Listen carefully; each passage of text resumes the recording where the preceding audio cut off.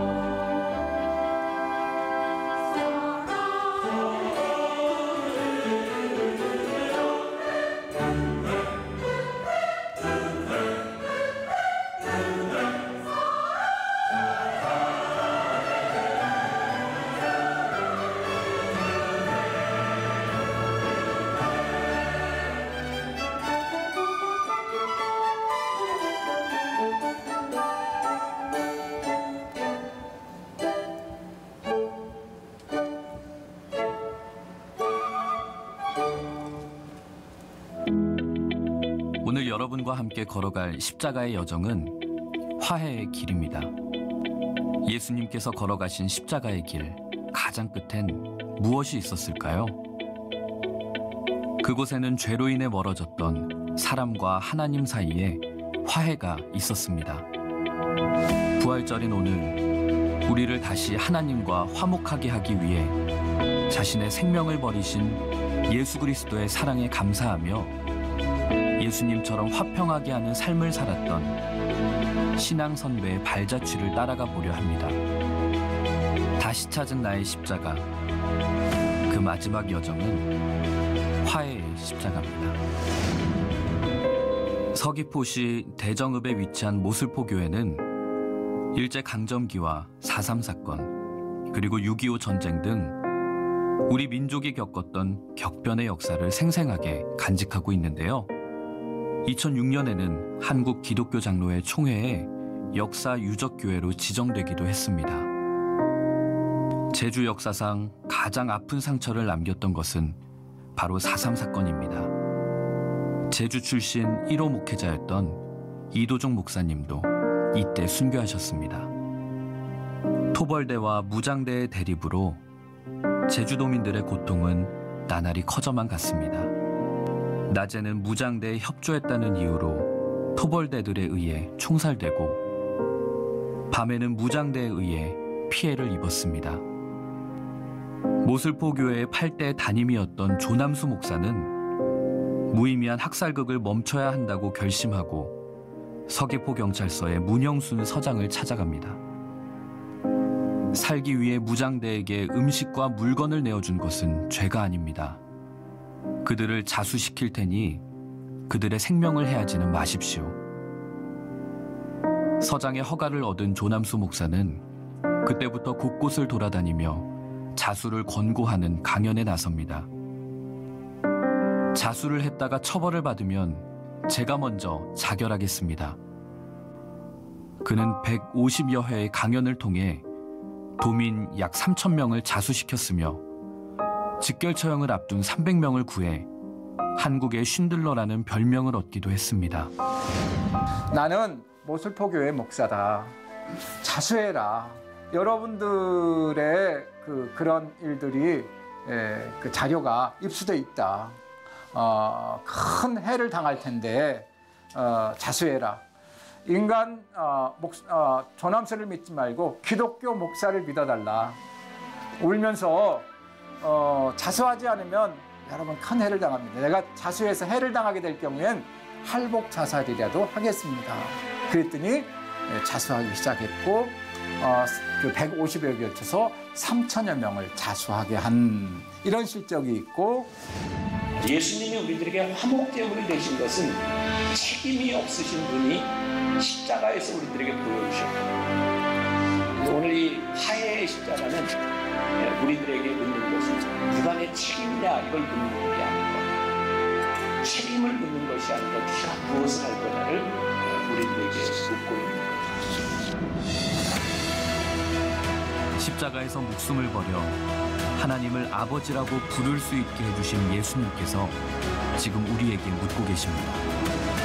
내가 져야 할 화해의 십자가는 무엇인가? 잊고 있었던 화해의 십자가를 다시 지고 걸어갈 때 부활의 예수님께서 함께 하실 것입니다. 오늘이 부활주일인데 여러분들에게 좀 이해가 안 되실지도 모르겠어요. 왜 부활절에 십자가 설교를 하는가? 그런데 저는 우리가 십자가를 통하지 않고는 부활을 볼 수 없다고 생각하거든요. 그래서 오늘 화해의 십자가를 통해서 우리들이 보는 부활의 의미는 무엇인가? 그런 의도를 가지고 말씀을 나눌 거고요. 또 오늘 말씀을 제가 좀 쉽게 설명을 하려고 노력을 할 텐데, 이유는 부활절과 크리스마스에만 교회를 오시는 분들이 종종 있습니다. 그래서 그분들이 좀 이해할 수 있도록 좀 쉽게 풀어가려고 하니까 1년에 2번 오시는 분들 이렇게 정신을 잘 차리고 들으면 좋을 것 같습니다. 두 개의 십자가가 우리들의 삶에 늘 공존하는 것 같아요. 하나는 착각의 십자가가 있고 또 하나는 복음의 십자가가 있습니다. 예수님께서 이 땅 위에 오셔서 십자가를 지신 이유는 무엇인가? 오늘 본문 말씀은 이렇게 표현을 하고 있어요. 막힌 담을 헐기 위해서 예수님께서 이 땅 위에 오셔서 십자가를 지셨다. 그러면 십자가로 담을 허물어뜨린 예수님께서는 오늘 우리들에게 무엇을 물으실까요? 십자가에 죽으신 예수님, 부활하신 예수님은 너희는 십자가로 인하여 어떤 담을 허물었는가? 이것을 우리들에게 묻고 계실 것 같아요. 우리가 복음의 십자가를 보면 우리들이 화목하기 위해서, 담을 허물기 위해서 우리가 내려놓아야 할 것들이 보입니다. 그런데 우리들이 잘못된 착각의 십자가를 바라보면 우리들이 내려놓거나 우리들이 버려야 될 것들이 보이지 않습니다. 우리는 어떻게 이 십자가를 통해서 화목하게 할 수 있는가? 어제 제가 좀 인상적인 책을 보게 되었어요. 짧은 책인데 제목이 좀 독특해서 보게 되었습니다. 책 제목이 명자 누나였어요. 이한영이라고 하는 교수님이 27년 동안 암으로 고통 가운데 죽어간 누나를 생각하면서 고통의 문제를 다룬 책인데 거기에 조금 소개된 자기 어머니에 대한 이야기가 있습니다.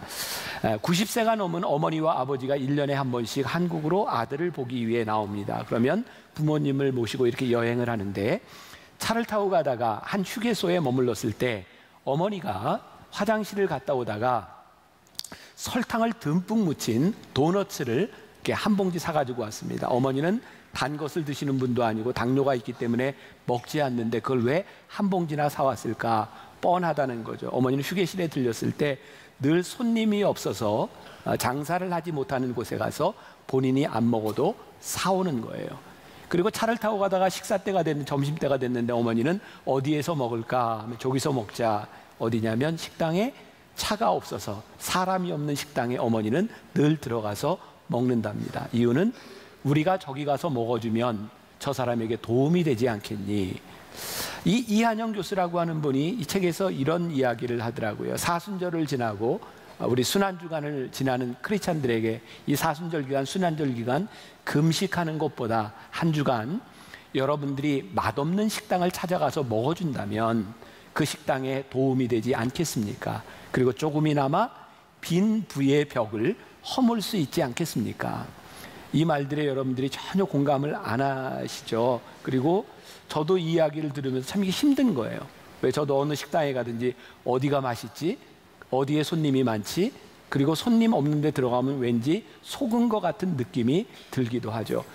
근데 아주 작은 고민이라고 생각하지만 사실 우리가 화해, 담을 허문다라고 하는 것은 우리들이 원하는 것들을 내려놓을 수 있을 때 허물어지는 담이 아닐까, 그런 생각을 하게 하는 글이었다는 생각이 듭니다.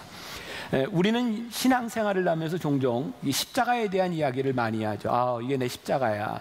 때로 여러분들의 질병의 문제, 해결되지 않는 문제가 십자가처럼 느껴질 때가 있어요. 그런데 한번 생각해 보세요. 내가 가지고 있는 질병이 나의 잘못된 생활 습관이나 내가 내 몸을 잘 돌보지 못한 것으로 인하여 생겨진 것이라면 그것은 엄밀한 의미에서 십자가는 아닙니다. 내 육신의 고통일 뿐입니다.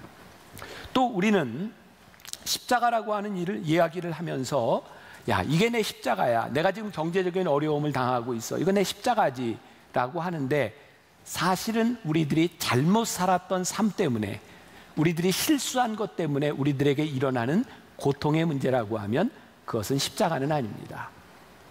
십자가는, 복음의 십자가는 우리들이 말씀을 따라 살아가려고 말씀에 순종하기 위하여 우리들이 져야 되는 것, 우리의 욕심을 버리기 위해서 우리들이 힘겹게 져야 되는 것이 진정한 복음의 십자가고, 착각의 십자가는 우리들의 삶의 단순한 고난을 십자가라고 생각하는 거죠. 예수님께서 오늘 예배소서를 통해서 이 땅 위에 오신 이유를 뭐라고 말씀하고 있냐면 14절에 그는 우리의 화평이신지라 둘로 하나를 만드사 원수된 것 곧 중간에 막힌 담을 자기 육체로 허시고 그랬어요. 막힌 담을 허시기 위해서 예수님이 육체로 허셨다, 이 말 무슨 말이냐면 예수님께 십자가를 지시고 돌아가셨다, 이 말입니다. 중간에 막힌 담은 무엇일까요? 두 가지로 생각할 수 있을 것 같아요. 하나는 담이 있어서 소통이 안 되는 거예요. 이거 어떻게 우리들이 담을 헐 것인가. 또 하나, 담이 있다고 하면 이것을 우리들이 딛고 넘어가지 않으면 안 되는, 우리들이 극복해야 되는 대상일 수도 있어요. 우리들에게는 많은 담이 있는 거죠. 근데 저는 이 말씀을 가지고 묵상하다가 왜 우리들은 자꾸 살아가면서 이 담을 쌓을까? 누군가의 담이 생길까? 생각해 보니까 늘 우리는 자기를 방어하려고 하는 것 같아요. 상처가 많은 사람이면 많은 사람일수록 자꾸 자기를 방어하려고 합니다. 가진 것이 많으면 많을수록 그것을 뺏기지 않으려고 방어하려고 합니다. 약점이 많은 사람이면 많은 사람일수록 약점을 드러내지 않으려고 방어하려고 합니다. 감출 것이 많은 사람일수록 자꾸 담을 쌓아가려고 합니다. 결국 이 담이라고 하는 것은 우리들이 해결하지 못한 문제들인 거죠. 여러분들 진시 황제를 아시죠? 진시 황제가, 진시 왕이 만든 제일 큰 업적 중에 하나가 세계 7대 불가사의라고 불리우는 게 있죠. 뭐죠? 만리장성을 쌓은 거예요. 잘 모르실까 봐 보여드리는 거예요. 저게 만리장성입니다. 대단하지 않아요? 만리를 저렇게 쌓았다고 하는 게. 저 만리장성을 보면서 우리는 진시황의 힘을 생각합니다. 야, 그가 무지무지한 권력을 가지고 있었고 중국을 통일한 위대한 사람이구나. 근데 그가 만리장성을 쌓은 이유가 뭔지 아세요? 그는 힘으로 통일을 했는데 그들이 이야기하는 오랑캐들이 침략할까 봐 두려워서 벽을 쌓습니다. 저는 참 흥미로운 일이라고 생각해요. 우리가 힘으로 제압하면 힘으로 이기는 것이 아니라 힘으로 제압한 것 때문에 우리들에게 두려움이 찾아온다는 거예요. 결국 모든 사람들이 나에게 원수로 여겨지고 내가 힘으로 제압하는 이런 것들이 우리로 하여금 자유하게 하지 않는다는 거죠. 우리는 담을 쌓아요. 요즘 우리 사회에서 가장 심각하게 일어나고 있는 문제들 가운데 하나가 미투 운동이죠. 성추행을 당하고 성폭행을 당하고 어려움을 당한 사람들이 그 이야기들을 하는 거예요. 근데 여러분들 언론을 통해서 여러분들이 보지만 미투로 인하여 드러난 가해자들이 보이는 정말 일률적인 반응이 있어요. 뭐냐면 일단 부인하고 보는 겁니다. 근데 부인하는 이유는 무엇일까요? 내가 그거 시인하면 내가 모든 것을 잃을 수도 있다라고 하는 두려움이 있는 거예요. 사람들은 내가 잃을 것에 대한 두려움, 인간들이 가지고 있는 원초적인 이기심, 이런 것들이 우리들에게 계속 담을 쌓게 만드는 거죠. 부활은 오늘 우리들에게 무엇을 이야기하고 십자가를 통해서 우리들이 부활을 본다고 하는 것은 무슨 의미일까요? 예수님께서 십자가를 지시고 담을 하신 것, 그것으로 인하여 우리들이 허물어야 될 담이 보여야 우리들이 부활을 믿는 사람, 부활의 삶을 사는 사람이 되는 거죠. 제가 이렇게 말씀을 준비하는데 우리 예배팀이 부활주일에만 나오는 교인들은 이쯤 되면 졸 수도 있기 때문에 목사님 요거 잠깐 잠을 좀 깨워야 됩니다. 그러면서 제가 사실 원고로만 준비했는데 영상을 준비했더라고요. 잠 깨는 타임. 프로야구 내셔널리그는 오늘 박찬호 선수에게 7경기 출전 정지와 $3,000의 벌금을 부과했습니다. 폭력을 썼기 때문에 5경기, 발을 썼기 때문에 2경기 출전 정지가 얹혀졌습니다. 상대 선수가 욕을 한 부분은 보고서에서 빠졌습니다. 박찬호 선수는 잠이 깨셨어요? 저 상황을 보면 박찬호 선수가 굳이 저렇게 2단 접차기를 안 해도 되는 그런 상황인데 박찬호 선수가 좀 과격하게 반응을 했고 2단 접차기를 한 것 때문에 그 샌프란시스코하고 경기를 마치고 징계를 받고 난 다음에 기자가 물었습니다. 왜 2단 접차기를 했습니까? 그랬더니 박찬호 선수가 이렇게 대답을 했어요. 이 바닥에서 한 번 밀리면 끝장입니다. 박찬호 선수는 소수민족이었고요. 한국 사람으로서 메이저리그에서 살아남기 위해서 그의 연약함을 드러내지 않기 위하여 과도하게 2단 옆차기를 합니다. 그래서 우리가 강자가 될 수 있을까요? 이 세상에 영원한 강자는 존재하지 않습니다. 내가 강해져도 또 그것을 지키기 위해서 우리는 또 담을 쌓아야 합니다. 우리는 연약함 때문에 담을 쌓기도 하고 내가 강해지면 또 담을 쌓기도 합니다. 이런 문제들이 우리 인생의 문제를 해결해 줄 수 없다는 거죠. 인류 역사 가운데 가장 위대한 정복가 중에 하나가 나폴레옹 아닙니까? 어떤 책에 보니까 나폴레옹이 가장 두려워했던 사람이 누구냐면 나폴레옹의 이발사였답니다. 뽑을 때 정말 어렵게 뽑았다. 생각을 해보세요. 무방비 상태에서 자기의 얼굴, 목을 칼을 든 사람에게 내놓고 맡긴다고 하는 것이 얼마나 두려운 일이었겠습니까? 권력과 힘을 가졌다고 하는 것이 우리들에게 얼마나 두려운 일로 다가올 수 있는가? 결국 화해와 화목이라고 하는 것은요, 나의 나약함을 인정하고 연약함을 드러낼 수 없다면 화해와 화목은 이루어지기 힘든 일이라는 생각이 들어요. 그래서 저는 이런 생각을 해요. 부활을 믿는 우리들에게 가장 큰 은혜가 무엇일까? 우리가 하나님의 은혜를 경험한다고 하는 명확한 증거는 무엇일까? 우리들이 하나님 앞에서 내 약함을 드러낼 수 있을 때. 그래서 사도 바울은 예수님을 만나고 난 후에 그가 가지고 있었던 모든 세상의 지식과 권력, 모든 것들을 다 배설물로 여기고 나의 약함을 자랑했다라고 이야기하고 있죠. 사도 바울은 하나님의 은혜를 깨닫고 난 다음에 그의 약함으로 무너지지 않음을 깨닫고 약함을 자랑하게 됩니다. 저는 만나교회 목회를 하면서 제가 깨닫게 된 것이기도 합니다. 저는 일찍 만나교회 담임 목사가 됐죠. 39살에 담임 목사가 됐으니까 그 당시에 정말 이렇게 저보다 다 연세가 많은 장로님들하고 많은 교인들과 함께 목회하는데 저에게 찾아온 것은 정말 두려움이었어요. 그리고 지금도 저희 교회에 60여 명의 장로님들이 계시지만 저보다 나이가 어린 장로님이 아직 아무도 없습니다. 그러니까 세상적으로 이야기할 때 제가 이런 상황에서 목회를 하고 교인들의 리더가 되고 영적 지도자가 되어야 된다고 하는 것은 단순한 어려움에 대한 문제가 아니라 저에게는 두려움에 대한 문제였어요. 그때 저에게 제일 많이 저에게 다가온 은혜가 무엇이었냐면 제가 가지고 있는 두려움과 연약함 때문에 저는 어머니 기도실에서 기도했던 거였어요. 하나님, 저 도와주세요. 하나님, 저 도와주세요. 지금 생각해보면 제가 연약했던 것 때문에 하나님의 은혜를 가장 많이 경험했던 것 같아요. 제가 요즘 그런 경험을 하고 나서 우리 목사님들 이렇게 모이면 여러분, 모든 단체는, 모든 조직은, 모든 교회는 동일한 것 같아요. 갈등도 있고 어려움도 있고 다 그래요. 제가 어려움을 당하는 목사님을 보면 제가 이렇게 아주 충고하고 권면해 줍니다. 목사님, 정 힘들면 그냥 병원에 입원하세요. 제가 만나게 목회를 하면서 깨닫게 된 게 있는데, 제가 목회를 하다가 제가 좀 몸이 좀 많이 아프잖아요. 많이 아프고 수술도 여러 번 하고. 근데 딱 병원에만 입원하면 모든 문제가 다 해결이 되는 거예요. 그냥 저를 긍휼히 여겨요. 제가 깨닫게 된 게 있어요. 아, 약함으로 무너지는 것이 아니라 우리가 약할 때 우리를 긍휼히 여겨주시는 하나님의 은혜가 있고, 내가 강함으로 이길 수 있는 것이 아니라 내가 약함을 드러내도 괜찮을 수 있다면 우리는 하나님의 은혜를 경험하며 살아갈 수 있지 않을까. 저도 여러 모임들이 있고 회의가 있고 그러면 준비들을 많이 하잖아요. 그런데 제가 아무리 준비해도 완벽한 준비라고 하는 것은 불가능해요. 제가 회의하면서 종종 느끼는 게 있어요. 누군가 저에게 이런 지적을 해요. 목사님, 이건 잘못된 겁니다. 이건 잘못됐습니다. 그렇게 이야기를 할 때 제가 해결할 수 없는 거예요. 근데 저는 참 이렇게 순진하게 이렇게 대답을 해요. 그거 잘못했네요. 근데 제가 잘 모르겠네요. 근데 제가 놀라운 걸 발견했어요. 저에게 그걸 지적한 분이, 목사님 그거 잘못된 거 아시죠? 이건 이렇게 해결하면 됩니다. 그리고 방법을 알려주는 거예요. 그때부터 제가 깨달은 게 있어요. 아, 모를 때는 모른다고 얘기하는 게 제일 좋은 거구나. 내가 모르는 것이 약함으로 끝나는 것이 아니라 모르기 때문에 나를 채워줄 수 있는 은혜가 있는 거구나.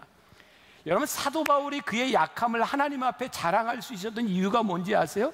그를 붙들어 주시고 그를 온전케 하시고 그와 함께 하시는 하나님이 있음을 믿을 수 있었기 때문에 그는 하나님 앞에 약함을 자랑하는 거예요. 여러분, 우리 사회에 한때 문제가 됐던 학력을 위조하고 경력을 위조했던 사람들이 어떤 이유였어요? 내가 이 자리에 있는데 나는 이 정도의 스펙이 있어야 되는 거예요. 이 정도의 경력이 있어야 되는 거예요. 그래서 이 자리에 있는 나를 포장하기 위해서 경력을 위조하잖아요. 그런 것들이 드러나고 창피를 당하잖아요. 근데 저에게는 이런 생각이 드는 거예요. 배우지도 못하고 스펙도 없고 경력이 없는 사람이 여기까지 올 때까지 그게 내 실력이 아니라 이것이 은혜라고 생각하고 이것이 나에게 축복이라고 생각한다면 그것이 부끄러움이 아니라 간증이 될 수 있지 않을까요? 우리들이 하나님을 믿으며 하나님의 은혜를 믿고 부활의 하나님을 믿으며 부활의 능력을 믿으며 살아가는 우리들에게는 우리들이 아픔을 당하고 우리들이 허물이 드러나고 우리들이 실수할 때에 그것이 우리들에게 부끄러움으로 끝나는 것이 아니라, 하나님, 저를 좀 도와주세요. 하나님, 저 어떡하죠? 하나님, 저 이렇게 힘든데 하나님, 저 어떡하죠? 하나님 앞에 우리들이 나아갈 수 있을 때 두려움의 장벽을 쌓는 것이 아니라 우리를 회복시키시고 우리를 화목해 하시는 하나님의 은혜를 우리들이 경험할 수 있는 것이 아닐까. 이것이 부활의 능력을 믿고 살아가는 사람의 모습이 아닐까. 오늘 본문 말씀 15절과 16절에 보니까 법조문으로 된 계명의 율법을 폐하셨으니 이는 이 둘로 자기 안에서 한 세 사람을 지어 화평하게 하시고 또 십자가로 이 둘을 한 몸으로 하나님과 화목하게 하려 하심이라. 원수된 것을 십자가로 소멸하시고. 십자가에서 우리 주님께서 소멸하신 게 뭐예요? 법조문으로 된 계명, 지금까지 우리들에게 주어졌던 이 계명을 가지고는 하나님과 우리들 사이의 관계가 안 되는 거예요. 왜? 우리들에게는 이것을 지킬 만한 능력이 없으니까. 그래서 주님께서 너희들이 지켜서 되는 것이 아니라 하나님과 우리들 사이의 죄로 갈라졌던 이것을 우리 주님께서 대신 십자가의 죽으심으로 인하여 그 문제를 해결하셨다. 원수된 것을 소멸하셨다. 이 십자가에서 이 담을 허무셨다.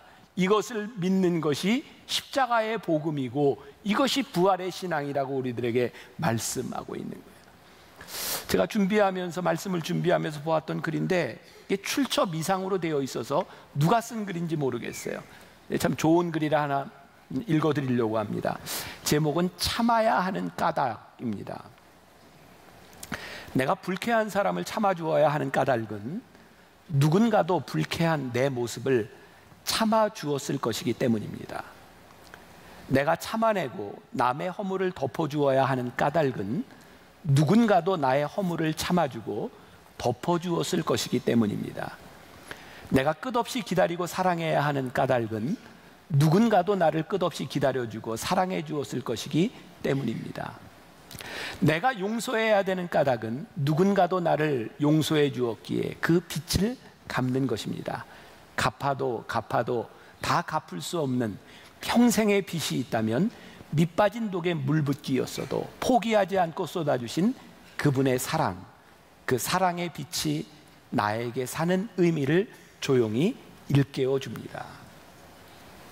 그러니까 우리들이 십자가의 부활, 그 은혜를 믿는 것은 우리들의 삶을 어떻게 살아가야 될지를 우리들에게 말씀해 주고 있는 거죠. 우리들이 용서와 이 화목이라고 하는 것은요, 늘 언제 들어도 우리들에게 감동을 줍니다. 이유가 무엇일까요? 감동은 우리의 예측을 벗어나는 일이고 우리의 기대를 뛰어넘는 일이기 때문입니다. 오늘 예수님께서 우리들에게 화해의 십자가를 통해서 보여주셨던 그것은 우리들이 만들어 놓은 기준에 대한 문제가 아닌 거예요. 우리는 기준이 있잖아요. 이것은 정의로운 거예요. 이것은 불의한 거예요. 우리가 생각할 때 이것은 죄예요.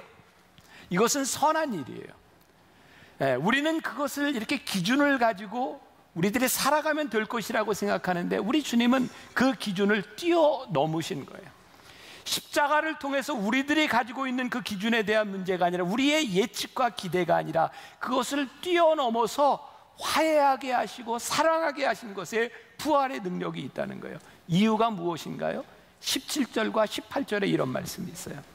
또 오셔서 먼 데 있는 너희에게 평안을 전하시고 가까운 데 있는 자들에게도 평안을 전하셨으니 이는 그로 말미암아 우리 둘이 한 성령 안에서 아버지께 나아감을 얻게 하려 하십니다.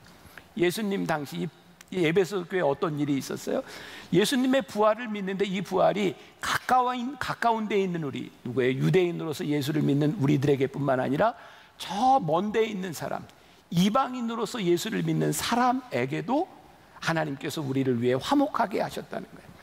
그러니까 나에게 주신 이 화목, 나에게 주신 이 용서에서 끝나는 것이 아니라 그 사람에게도 동일한 용서와 하나님의 사랑이 있다고 하는 것을 우리들이 인정하고 나니까 그 사이에 담이 존재하지 않는, 스캇 솔즈라고 하는 사람이 예수님처럼 친구가 되어주라라고 하는 책을 썼는데 거기에 저에겐 굉장히 인상적인 내용이 있었어요. 아직도 미국에는 이렇게 시간이 지났어도 흑인과 백인 사이에 인종주의에 대한 문제들이 아직도 갈등이 존재하고 있습니다. 이 책에 이런 내용이 나와요. 어떤 사람이 자랑스럽게 말을 합니다. 나는 인종주의를 극복했어요. 나에게는 흑인 친구가 많아요. 그때 한 흑인이 이렇게 말을 합니다. 나는 흑인 친구가 많아요라고 말하지 말아주세요. 단지 나를 친구로 불러주면 좋겠어요. 무슨 말인지 아시겠어요? 흑인 친구가 많다고 하는 말은 인종주의를 극복했다고 하는 것이 아니라 나는 아직도 당신을 흑인으로 생각합니다 라고 하는 의미인 거죠. 우리들 가운데는요, 해결하지 못한 벽들이 참 많이 있어요. 우리의 한계들이 있어요. 십자가가 무엇을 의미하나요? 저기 위에서부터 밑으로 십자가가 내려와 있어요. 무엇을 상징하는지 아시죠? 하나님의 사랑이 하늘에서부터 우리 인간에게로 쭉 내려온 십자가의 사랑이에요. 수평은 무엇을 이야기하나요? 그 사랑이 여기서부터 시작해서 여기로 수평적인 관계를 말하고 있어요. 근데 저 십자가 둘의 특징은 뭔지 아세요? 하늘에서부터 내려오는 십자가의 사랑이 끝이 없어요. 접점이 없어요. 우리들에게 보여주신 우리를 향한 하나님의 사랑이 넓게 펼쳐져 있는데 저건 역시 접점이 없어요. 그냥 한없이 펼쳐져 있는 거예요. 우리가 십자가의 사랑을 믿고 우리들이 화해한다고 하는 것은 우리들이 생각하고 있는 기대, 우리들이 생각하고 있는 그 기준을 뛰어넘는 일인 거예요.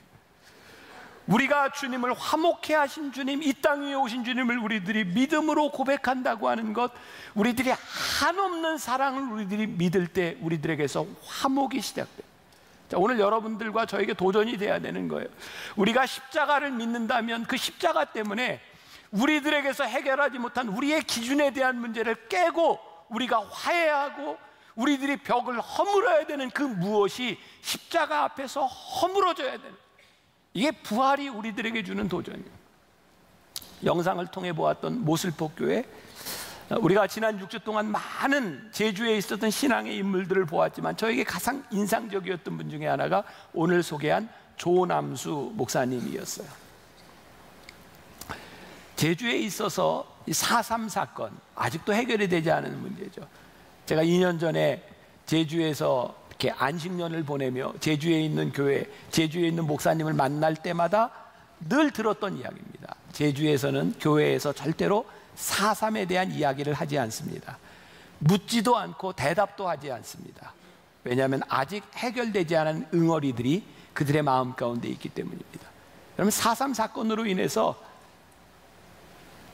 자기의 형제자매들이 한 사람도 희생자가 없는 사람이 없다는 거예요. 낮과 밤에 갈리어져서 이 사람에게 죽음을 당하고 저 사람에게 죽음을 당하고 너무너무 억울하게 많은 사람들이 죽어갔어요. 그리고 정리가 되었을 때에 누가 부역자냐, 누가 빨갱이냐, 누가 공산주의고 민주주의냐를 가지고 사람들을 가려내야 될 때 조남수 목사님이라는 분이 나와서 사람들에게 연설을 하죠. 조금 아까 나왔던 내용이죠. 이미 경찰에서는 명단을 다 가지고 있었고요, 자수하지 않으면 죽인다고 하는데 자수하면 죽을까 봐 아무도 나오지 않았어요. 목사님이 가서 이렇게 이야기합니다. 여러분, 저 인간 조남수를 믿는 것이 아니라 목사인 저 조남수를 믿고 여러분들 내려오세요. 만일 여러분들이 해를 받는다면 제가 활복하고 죽을 수도 있습니다. 여러분, 목사인 저를 믿고 내려오세요. 그래서 내려와서 3,000명의 목숨을 건졌어요. 제가 만났던 그 모슬포교회 목사님이 이런 이야기를 하더라고요. 가해자와 피해자만 있던 상황에서 조남수 목사님은 기꺼이 화해자가 되어 수많은 인명을 구했습니다. 요즘은 사회에서도 교회에서도 참다운 화해를 볼 수 없어 안타깝습니다. 조 목사님의 정신을 기억할 필요가 있습니다. 오늘 성경은 우리들에게 피해자와 가해자를 나누라고 말씀하시는 것이 아니라 우리들에게 화해자가 되라고 말씀하세요. 여러분, 이게 얼마나 어려운 일인지를 우리들이 잘 알고 있습니다. 저도 한국 사람이잖아요. 우리 민족, 우리가 걸어왔던 지난 수십 년의 시간들을 보면서 참 우리 한국 사람들 불쌍해요. 우리는 한 번도 존경하는 지도자를 가져본 적이 없는 것 같아요. 그리고 대통령마다 다 감옥에 가야 되는 그런 일들을 바라보면서, 그리고 대통령을 뽑아도 반 이상 지지하는 사람이 없는 대통령, 너무너무 참 우리 민족이 불쌍하고 불행하다는 생각이 들지 않으세요? 이제 또 선거를 앞두고 우리는 또 이데올로기로 많이 이념으로 갈라지게 될지 몰라요. 근데 저는 오늘 부활을 믿는 우리가, 이 부활절 예배를 드리는 우리가, 주일마다 예배를 드리는 이 예배당이 진짜 기적의 현장이라고 생각하거든요. 이 안에는 더불어민주당을 지지하는 사람도 있고, 아이고 또 잊어버렸다, 하도 이름이 바뀌어서 새누리, 자유한국당을 지지하는 사람도 있고, 또 바른미래당을 지지하는 사람도 있고, 또 평화당, 아무튼 많아요. 여러분 참 놀랍지 않아요? 세상 같았으면 우리들이 이렇게 다른 이념과 생각을 가지고 말이 안 통하는 사람 아니잖아요. 저는 신문을 보면 다른 나라 신문을 보는 것 같아요. 이 신문 저 신문이 너무 달라요. 근데 오늘 우리가 여기서 함께 예배를 드리고 있다고요. 왜? 예수 그리스도라고 하는 이름으로 우리들이 여기에서 예배를 드리고 있어요. 전 요즘 늘 그런 생각, 기도, 저에게 가지고 있는 신념, 믿음입니다. 하나님, 이 나라와 이 민족의 문제를 해결할 수 있는 것, 우리의 담을 허물 수 있는 것은 어떤 힘의 논리도 아니고 이념의 논리도 아니고 십자가, 우리의 생각이 아니라 하나님의 사랑으로 모든 담을 허물어뜨리신 십자가와, 그리고 부활하신 주님을 믿는 우리가 아니면 어떻게 이 일이 가능하겠습니까?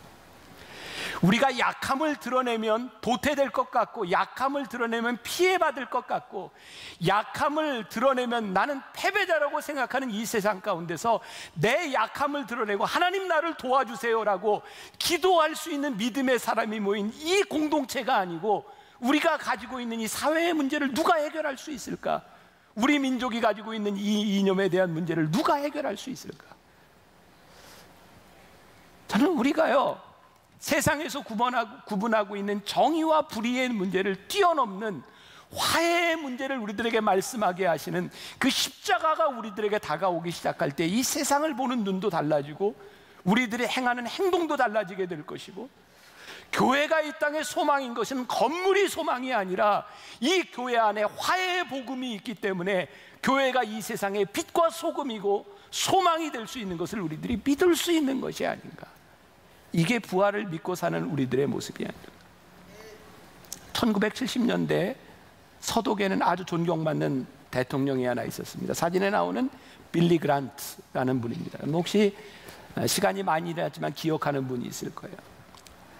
이분이요, 폴란드를 방문했을 때입니다. 바르샤바 게토라고 하는 지역이 희생자들을 기념하는 곳이었어요.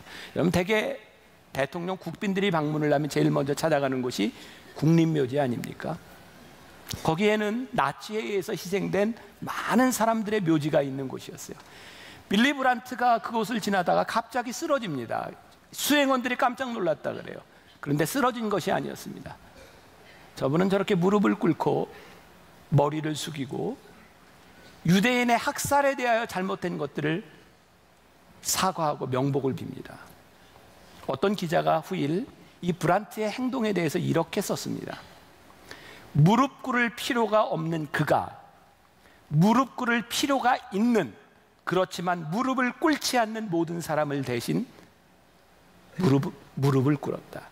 그들은 감히 무릎을 꿇으려 하지 않거나 그렇게 할 수 없거나 감히 그렇게 엄두를 낼 수 없기 때문이었다.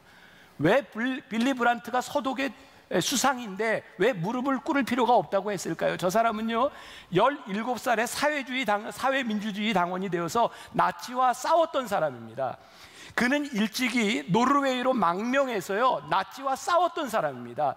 그는 나치의 만행에 대해서 책임이 없었던 사람입니다.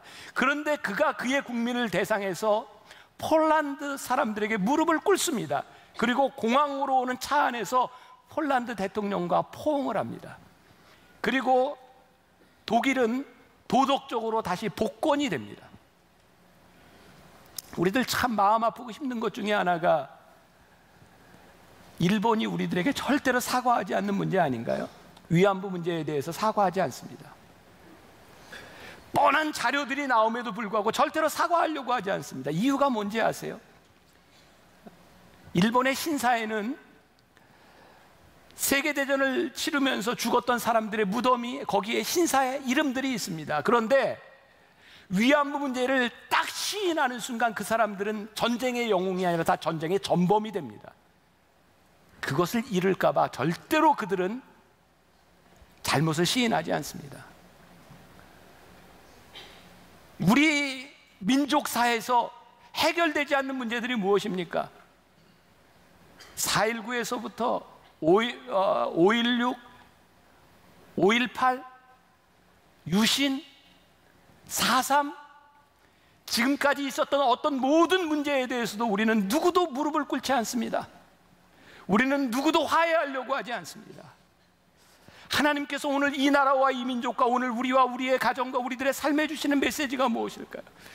하나님께서 이 땅 위에 십자가를 보내서 예수님을 보내서 우리들에게 화해하게 하신 것은 이 모든 담을 허물고 하나가 되기 위하여 십자가로 이 땅 위에 오셨다면 오늘 우리들이 해야 될 일들이 무엇인가? 여러분, 이 세상이 모든 사람이 움직이고 모든 사람들이 변하는 꿈을 꾸는 것이 아니라 저는 부활의 능력을 믿는 우리들이 할 수 있는 그 화해, 용서, 그것 때문에 우리는 이 세상을 변화시킬 수 있는 사람들이라고 생각해요. 오늘 여러분들에게 부활의 메시지로 도전을 드리고 저도 도전을 받습니다. 오늘 이 예배를 마치고 나갔을 때 이 화해의 십자가를 믿는 우리들, 그래서 우리들이 해야 될 일은 무엇인가? 우리들이 어디에 무릎을 꿇어야 되고 우리들이 어떻게 우리의 담을 허물 수 있을 것인가? 오늘 이 말씀이 여러분들에게 도전이 되어서 부활의 능력이 여러분들의 삶에서 나타날 수 있기를 주님의 이름으로 간절히 축원합니다.